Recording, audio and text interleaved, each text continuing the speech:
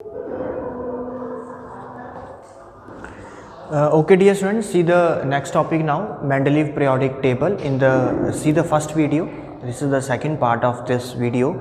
So Mendeleev periodic table की हमने कुछ characteristics discuss की, 6 to 7 characteristics that we have discussed in the previous video. Now ये है हमारे पास Mendeleev periodic table comprising of 8 groups and 6 periods are there. तो sir periods तो 7 थे, तो 7 पीरियड मैंने इसलिए नहीं बनाया बिकॉज 7 पीरियड उस टाइम पे इनकम्प्लीट था. ओके, बट पीरियड 7 ही बनाए थे उन्होंने, बट 7th पीरियड में सारे सारा पीरियड जो था, सारे पीरियड में जितने ग्रुप्स थे, लाइक जितने ब्लॉक्स थे, वो सभी फिल्ड नहीं थे because some of the elements were undiscovered at that time.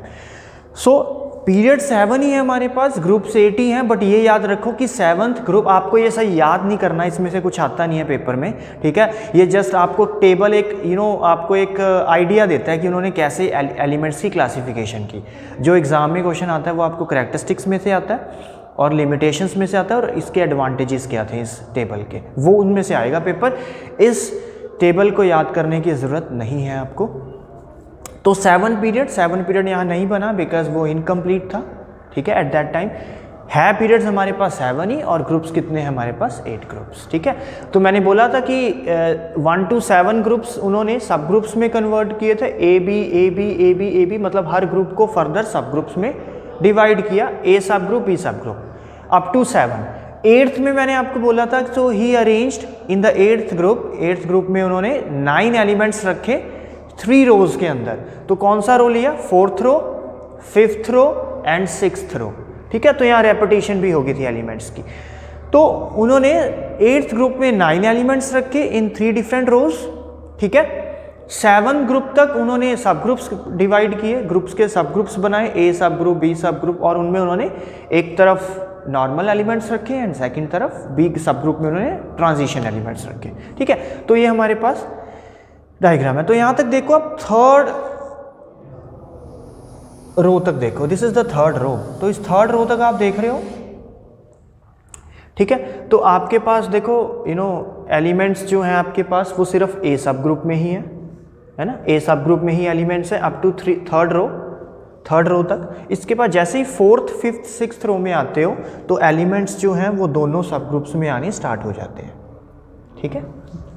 तो 1 to 3 ग्रुप्स तक नॉर्मल एलिमेंट्स हैं in the A group only, A sub group only, but 3rd group के बाद ए सब ग्रुप और बी सब ग्रुप, दोनों ही सब groups में elements जो है उनको क्लासिफाई किया गया. तो आप देख रहे हो 4th group, 5th group, 6th group में 2 एलिमेंट्स हैं, मतलब ए सब ग्रुप में भी है, बी सब ग्रुप्स में भी है. ओके, तो ये है उनका मेंडलीव का पीरियोडिक टेबल. और इनमें इन्होंने एलिमेंट्स को कैसे रखा, एलिमेंट्स को क्लासिफाई किया. अगर आप अपनी एनसीईआरटी बुक में देखोगे तो इनके साथ उसका एटॉमिक मास भी लिखा हुआ है. So I have not mentioned over here, but you can watch it from your NCERT book कि यहाँ पे हर एलिमेंट के साथ उसका एटॉमिक मास भी उन्होंने मेंशन किया. और इनका लॉ क्या था? इनका लॉ ये था कि he arranged all the elements in their increasing atomic mass, but इनका लॉ ही इसका वन ऑफ द लिमिटेशन है. इसकी वन ऑफ द लिमिटेशन भी इसका लॉ ही है. जो उन्होंने बोला he arrange all the elements in increasing atomic mass, तो वो एटॉमिक मास जो है उसी ने ही एक सबसे बड़ा लिमिटेशन वही एक लेके आता है इस मेंडलीव पीरियोडिक टेबल में, ठीक है. वो डिस्कस हम करेंगे in the limitations. So this is all about Mendeleev periodic table. तो मेंडलीव पीरियोडिक टेबल के बाद हम पढ़ते हैं एडवांटेजेस. तो इस मेंडलीव पीरियोडिक टेबल के एडवांटेजेस क्या क्या है हमारे पास, ठीक है. तो बहुत सारे एडवांटेजेस हैं, तो हम डिस्कस करते हैं, अचीवमेंट डिस्कस करते हैं कि इस मेंडलीव पीरियोडिक टेबल से, ये जो आप अपने सामने देख रहे हो जिसमें आपके पास 7 पीरियड्स हैं, but 7 period is incomplete. Period ज़रूर है बट वो इनकम्प्लीट थे उसमें एलिमेंट्स. एंड 8th ग्रुप, इस टेबल में बहुत सारी अचीवमेंट्स थी. फर्स्ट अचीवमेंट थी he corrected the atomic masses of various elements. तो उन्होंने जब एलिमेंट्स को क्लासीफाई किया अपने टेबल में, एलिमेंट्स को क्लासीफाई किया depending upon the increasing atomic mass, तो उन्होंने देखा कि इस एलिमेंट की प्रॉपर्टी ऐसी है, इस एलिमेंट की प्रॉपर्टी ऐसी है, तो इसका मुझे एटॉमिक मास सही नहीं लग रहा. क्योंकि हर एलिमेंट की उन्होंने केमिकल प्रॉपर्टी स्टडी की, और केमिकल प्रॉपर्टी स्टडी करने के बाद उन्होंने देखा, उन्हें लगा कि कई एलिमेंट्स का जो एटॉमिक मास जो पहले साइंटिस्ट ने कैलकुलेट कर रखा था, उन्हें लगा ये गलत है, क्योंकि इनके एलिमेंट्स की प्रॉपर्टीज़ के अकॉर्डिंग इसका एटॉमिक मास उन्हें गलत लग रहा था। तो उन्होंने कैलकुलेट किया, अपने एंड पे कैलकुलेट किया, प्रॉपर्टीज़ को ध्यान में रख के एटॉमिक मास को कैलकुलेट किया, तो उन्होंने कई एलिमेंट्स के एटॉमिक मासेस को भी करेक्ट किया। तो जब आप मेंडलीव पीरियोडिक टेबल में एलिमेंट्स का एटॉमिक मास देखोगे और प्रीवियस जो साइंटिस्ट थे उनके एटॉमिक मास को आप स्टडी करोगे, तो you will see the difference there. तो कुछ एलिमेंट्स की इन्होंने सबसे पहले अचीवमेंट ये थी कि इस मॉडर्न पीरियोडिक टेबल से उन्होंने कई एलिमेंट्स की, not 1 2 3 4 elements but various elements के उन्होंने क्या किए, उनके एटॉमिक मासेस को करेक्ट किया। This was the first achievement in his table. Second की उन्होंने कुछ उनके टाइम पे, during the time of Mendeleev 63 elements were known. उन्होंने सभी एलिमेंट्स को क्लासीफाई किया एक ही टेबल में, ठीक है। ये सबसे बड़ी अचीवमेंट थी उनकी। उसके साथ सबसे बड़ी अचीवमेंट जो इस टेबल की है वो ये है कि he left some gap for the undiscovered elements.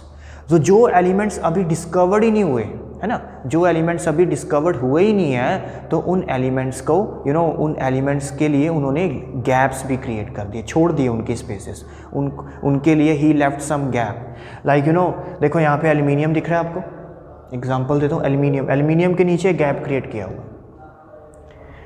तो उन्होंने बोला कि उन्होंने एलिमेंट्स की स्टडी की, उन्होंने एलिमेंट्स देखे, उन्होंने एक एलिमेंट लिया, उसकी प्रॉपर्टी पढ़ी, उन्होंने कहा कि इस एलिमेंट की जो प्रॉपर्टी है, ऐसी प्रॉपर्टी किसी और एलिमेंट में भी हो सकती है जो फ्यूचर में हमें मिलेगी, अभी नहीं है हमारे पास।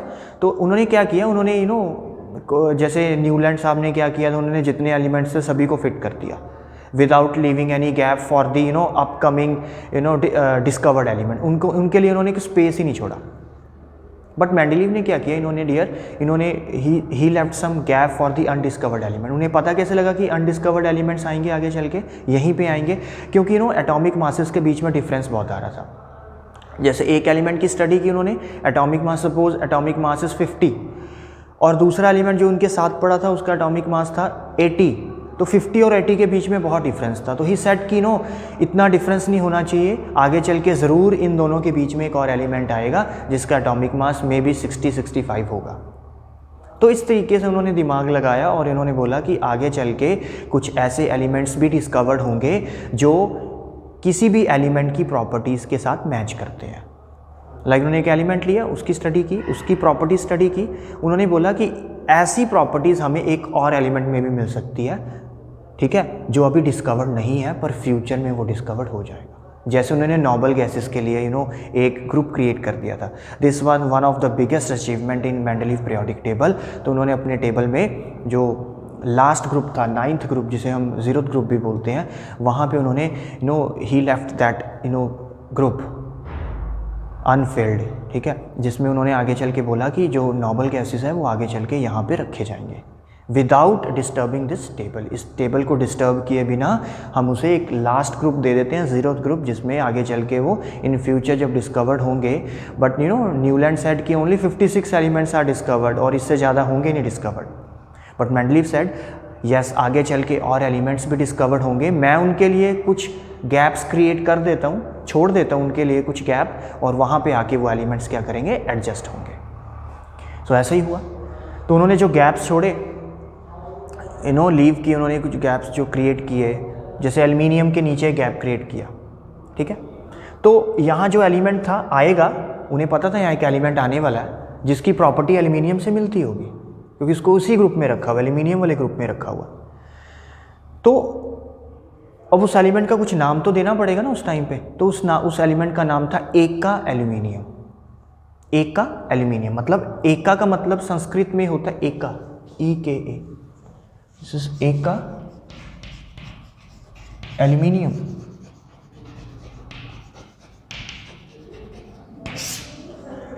उस एलिमेंट को नाम भी दिया, गैप तो क्रिएट किया ही उसके लिए, उस एलिमेंट के लिए, बट उसको नाम भी दिया एका एल्यूमिनियम। मतलब यहाँ जो एलिमेंट आएगा उसका नाम पहले ही रख दिया उन्होंने, एका एल्यूमिनियम।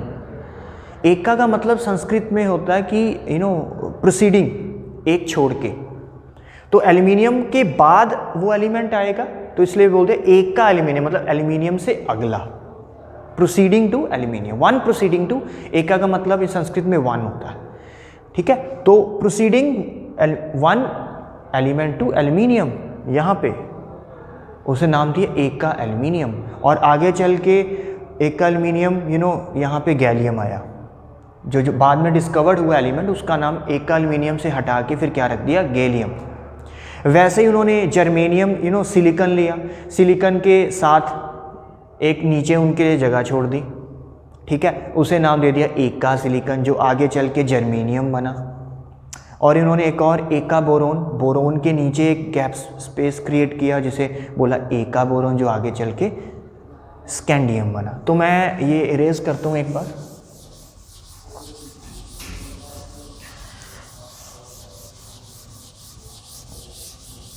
तो ये जो अचीवमेंट थी, बहुत बड़ी अचीवमेंट थी इस टेबल की, कि इन्होंने उन एलिमेंट्स के जो अभी एलिमेंट डिस्कवर्ड नहीं हुए,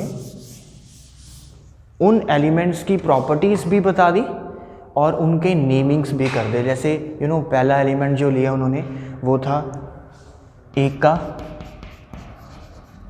सिलिकॉन, एक उन्होंने लिया एका एल्यूमिनियम,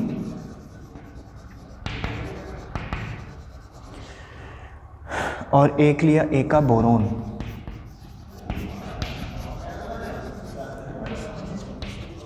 मतलब सिलिकॉन को एक छोड़ के एलिमेंट आएगा आगे चल के, जो एका सिलिकॉन आगे चल के क्या बना, जर्मेनियम।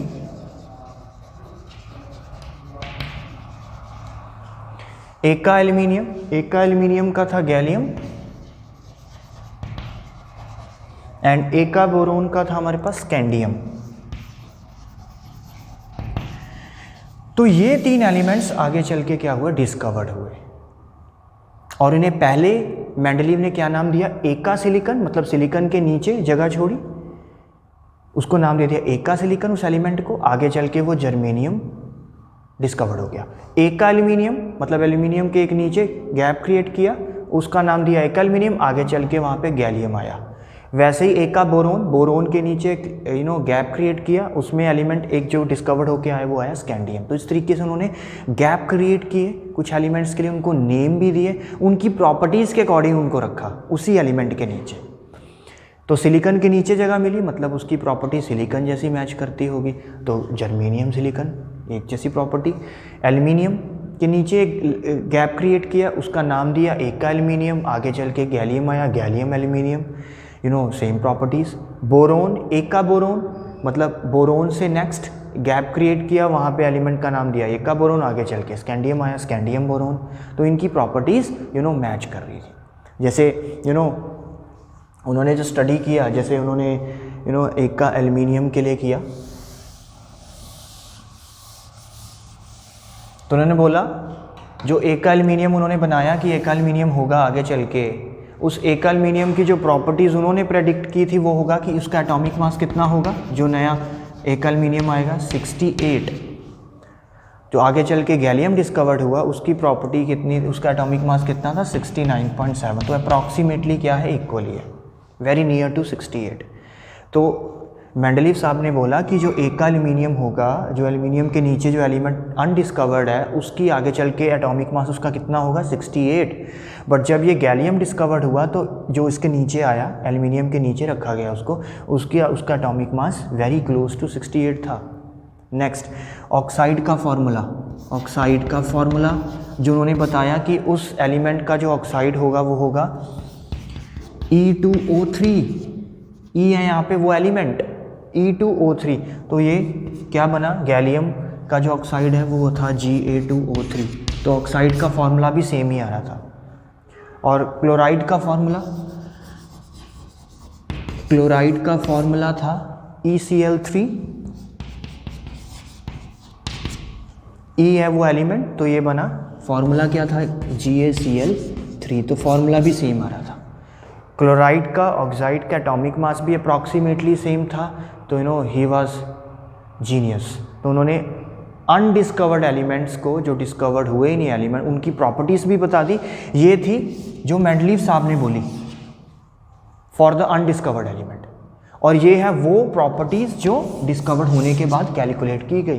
तो दे वर अप्रॉक्सीमेटली सेम, इसके लिए तो अप्रॉक्सीमेटली है बट इनके लिए they are exactly same. So that is why he is also called as the father of periodic table. So it called as the father of periodic table. इनको periodic table का father बोला जाता है क्योंकि यही एक पहले साइंटिस्ट थे जिन्होंने एलिमेंट्स को एक पीरियोडिक टेबल में कन्वर्ट किया, मतलब एलिमेंट्स की क्लासिफिकेशन की in a tabular form. So he is called as the father of periodic table. आपसे पूछ सकता है who is called as the father of periodic table? Mendeleev, Dmitri Ivanovich Mendeleev. Okay, was a Russian chemist. इसके बाद fourth जो इसमें characteristic थी, तो फर्स्ट जो इसमें फर्स्ट जो अचीवमेंट थी, इन्होंने कुछ एलिमेंट्स की एटॉमिक मास को करेक्ट किया। सेकंड, इन्होंने कुछ गैप्स क्रिएट किए, है ना, अनडिस्कवर्ड एलिमेंट्स के लिए। थर्ड इज इसमें उन्होंने नोबल गैसेस के लिए ये दूसरी सबसे बड़ी अचीवमेंट है। पहली तो उन्होंने he left some gap for the undiscovered element, और जो दूसरी सबसे बड़ी अचीवमेंट थी नोबल गैसेस के लिए भी इन्होंने एक ग्रुप सेपरेट क्रिएट किया जो आगे चल के डिस्कवर्ड हुए, हीलियम, नियन, आर्गन, क्रिप्टन, रेड, और इन्हें उस ग्रुप में रखा गया, ज़ीरोथ ग्रुप में रखा गया। So he made a separate group for noble gases so that कि जब वो डिस्कवर्ड हुए तो वो स्टेबल को डिस्टर्ब ना करें, बिना डिस्टर्ब किए वो उस ग्रुप में फिट कर दिए जाए। So he made a separate group for noble gases, inert gases. This was the second biggest achievement of this table, Mendeleev periodic table. ये तो थी कुछ अचीवमेंट्स। अब बात करते हैं वेरी इंपॉर्टेंट लिमिटेशंस। इसमें से पेपर में ज़रूर आता है लिमिटेशंस, 3 मार्क में क्वेश्चन आ जाता है। एग्जामिनर का सबसे favourite question, what are the discuss the limitations in the Mendeleev periodic table. इस टेबल में भी बहुत सारी लिमिटेशंस थी, तो हम डिस्कस करते हैं the 3 main limitations in this Mendeleev periodic table. First था position of isotope.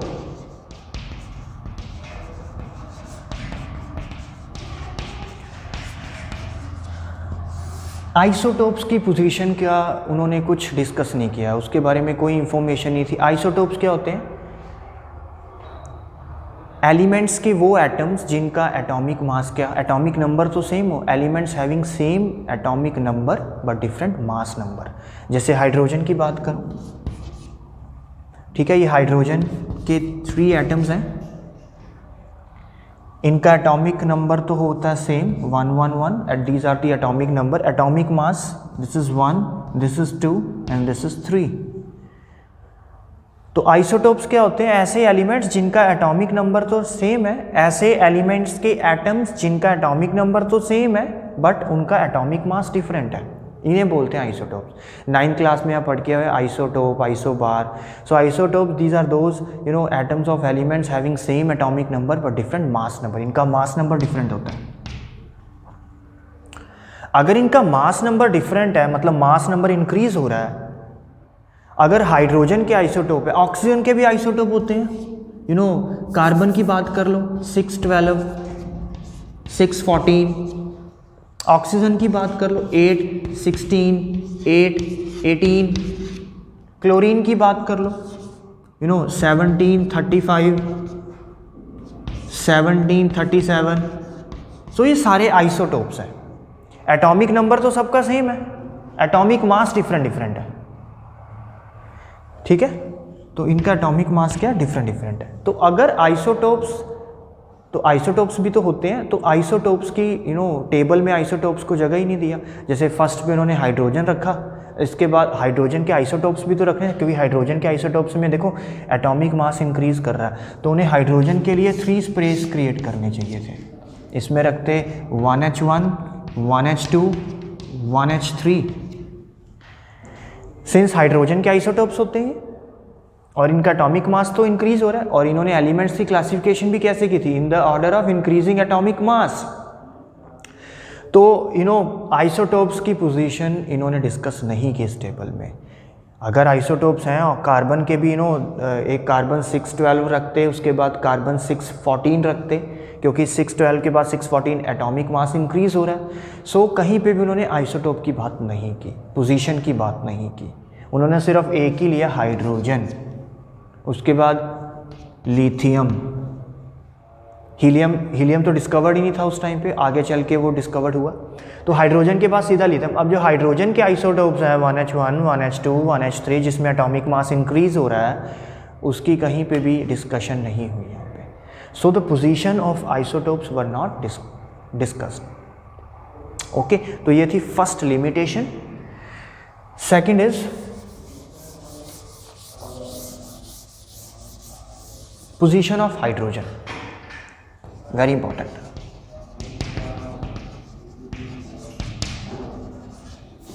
Position of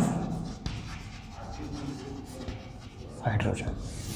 second जो लिमिटेशन थी इस टेबल की, वो थी पोजीशन ऑफ हाइड्रोजन। हाइड्रोजन की पोजीशन वैसे आज तक एक क्वेश्चन मार्क किया है, इसकी पोजीशन कहाँ पे होगी हाइड्रोजन की, ठीक है, क्योंकि हाइड्रोजन की पोजीशन ऐसे कहा जाता है कि हाइड्रोजन को रखा जाता है लिथियम, सोडियम, पोटेशियम के साथ, है ना, इन मेटल्स के साथ रखा जाता है हाइड्रोजन को, क्योंकि इनकी प्रॉपर्टीज़ इनके जैसी भी होती हैं। और हाइड्रोजन की प्रॉपर्टी क्लोरीन, ब्रोमीन, हैलोजेंस के साथ, क्लोरीन, ब्रोमीन, फ्लोरीन, आयोडीन, इन सब के साथ जो हैलोजेंस होते हैं, इनकी प्रॉपर्टी उनके साथ भी मैच करती है हाइड्रोजन की। तो हाइड्रोजन की प्रॉपर्टी इन मेटल्स के साथ, एल्कली मेटल्स के साथ मैच करती है, और हाइड्रोजन की प्रॉपर्टीज़ हैलोजन के साथ भी मैच करती हैं। तो हाइड्रोजन अगर इधर रखें कि हाइड्रोजन इधर रखें, हैलोजन ग्रुप में रखें कि एल्कली मेटल ग्रुप में रखें, एक टाइम पे तो हाइड्रोजन की पोजीशन एक ही जगह होगी, है ना, या तो एल्कली मेटल ग्रुप में होगी या हैलोजन ग्रुप में होगी, क्योंकि इनकी प्रॉपर्टी, हाइड्रोजन की प्रॉपर्टी दोनों से मैच करती हैं, हैलोजन ग्रुप में भी और एल्कली मेटल ग्रुप में भी। तो इसको कहाँ रखा जाए, फर्स्ट ग्रुप में रखा जाए या हैलोजन ग्रुप में रखा जाए? तो ये इवन मॉडर्न पीरियोडिक टेबल भी हमें नहीं बता पाया। तो ये अभी तक की, आज तक की एक लिमिटेशन ही है कि इवन मॉडर्न पीरियोडिक टेबल भी, ये जो लिमिटेशन थी मेंडलीव की, that is the position of hydrogen, वो मॉडर्न पीरियोडिक टेबल भी सॉल्व नहीं कर सका। दैट इज़ हेनरी मॉसले, ठीक है, जिन्होंने डिस्कवर्ड किया था, मॉडर्न पीरियोडिक टेबल को बनाया था। तो the position of hydrogen was not explain कि whether it should be in the alkali metal group और whether it should be in the halogen group. Okay, तो ये सेकंड लिमिटेशन थी, इस लिमिटेशन को आगे चल के मॉडर्न पीरियोडिक टेबल में सॉल्व किया गया। सेकंड लिमिटेशन आज तक सॉल्व नहीं हुई, जो स्टिल एक लिमिटेशन है मॉडर्न पीरियोडिक टेबल में भी। और थर्ड था जो इस टेबल का, मेंडलीव पीरियोडिक टेबल का, so he placed heavier elements before lighter elements.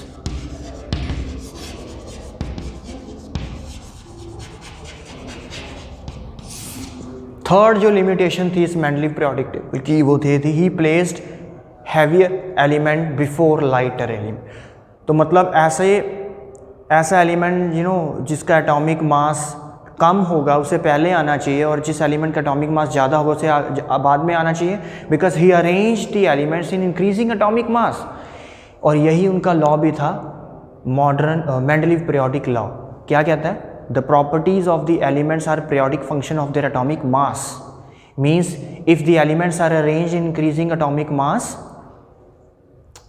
The properties after a regular interval of time they will repeat. यही था मॉडर्न पीरियोडिक लॉ।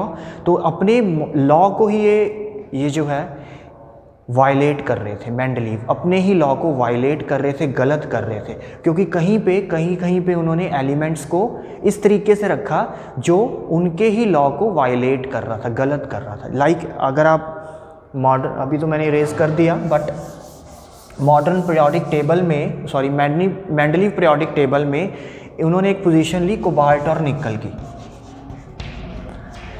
कोबाल्ट का जो एटॉमिक मास था वो था 58.9 और निकल का जो एटॉमिक मास था वो था 58.6। और उन्होंने प्लेसमेंट कैसे की थी, कोबाल्ट को आगे रखा, निकल को पीछे रखा।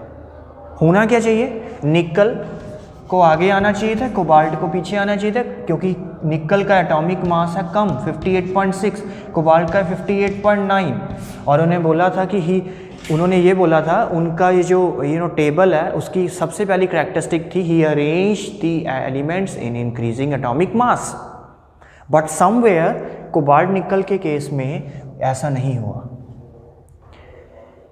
कोबाल्ट पहले आ गया, एटॉमिक मास ज़्यादा है, इसका एटॉमिक मास कम है, तो हम तो ये एक्सपेक्ट कर रहे थे कि he classified all the elements in increasing atomic mass. तो निकल को पहले आना चाहिए था, कोबाल्ट को बाद में। तो उनसे पूछा गया कि निकल बाद में क्यों लिया, कोबाल्ट पहले क्यों लिया? तो ही सेड कि अगर मैं निकल कोबाल्ट को इंटरचेंज कर देता हूँ तो निकल और ग्रुप में चला जाएगा, कोबाल्ट किसी और ग्रुप में चला जाएगा और इसकी प्रॉपर्टीज़ अलग हो जाएंगी। सो दैट्स वाई उन्होंने कोबाल्ट को पहले रखा, निकल को बाद में रखा, since they know that the heavier element was placed earlier before the lighter element, जो अपने ही लॉ को वायलेट कर रहे थे। तो मेंडलीव जो अपने लॉ में ये कह रहे थे कि उन्होंने बोला कि I arranged all the elements in increasing atomic mass, but here he violate his own law, that is he arranged cobalt first then nickel, because cobalt atomic mass is 58.9, इसको बाद में आना चाहिए था। So he placed heavier elements before lighter element. This was the third limitation, और इसको भी modern periodic table में सॉल्व किया गया, बताया गया कैसे करना। But this limitation in the Mendeleev periodic table is still a limitation in modern periodic table. So this is all about limitation, very important. This is a 3-mark favorite question. This is very important, limitations. Position of isotopes were not discussed. Position of isotopes, they were not studied at all.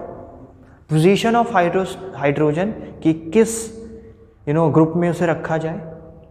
And the third is he placed some heavier elements before the lighter elements. So he violated his own principle, he violated his own law, that is modern periodic law.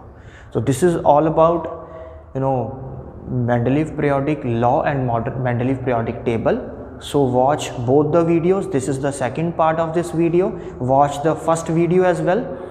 And this is all about this topic. We'll discuss next topic, that is modern periodic table, modern periodic law and modern periodic table in the next video, and this is the second most important topic of this chapter. So watch this video again. Till then, take care, goodbye.